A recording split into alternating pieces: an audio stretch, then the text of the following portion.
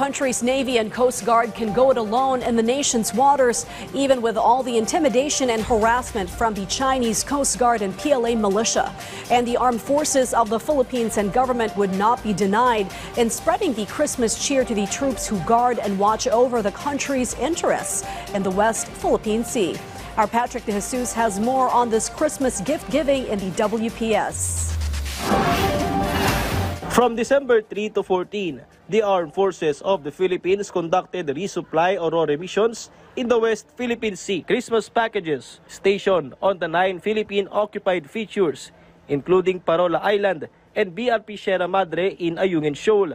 The Aurora mission was successful and without incident, according to the Philippine Navy. This despite the presence of ships from China's People's Liberation Army Navy and the China Coast Guard, particularly in Ayungin Shoal. Yung highlight ng ating RORE was the delivery of the Noche Buena packages to our troops. Mataas ang kanilang moral. And nais kong sabihin sa ating mga kababayan, yung inyong kasundaluhan, we perform our mandate without any fanfare, over sea, land, or air.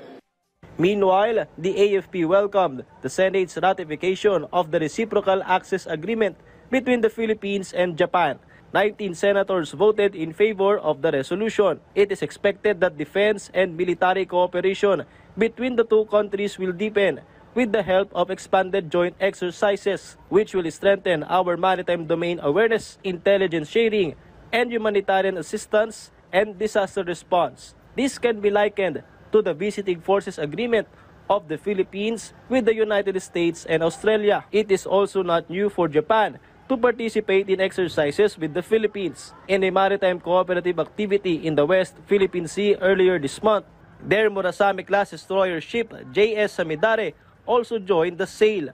This partnership will help the AFP address security challenges, especially in critical areas such as the West Philippine Sea, and further solidify our preparedness and resilience in safeguarding national sovereignty. The Department of National Defense expressed gratitude to lawmakers and President Ferdinand R. Marcos Jr. for ensuring the strengthening of this landmark agreement. It is expected the RAA will also be approved by Japan's National Diet in accordance with their legal process to make it officially binding on both countries. Patrick De Jesus from the National TV for a new and better Philippines.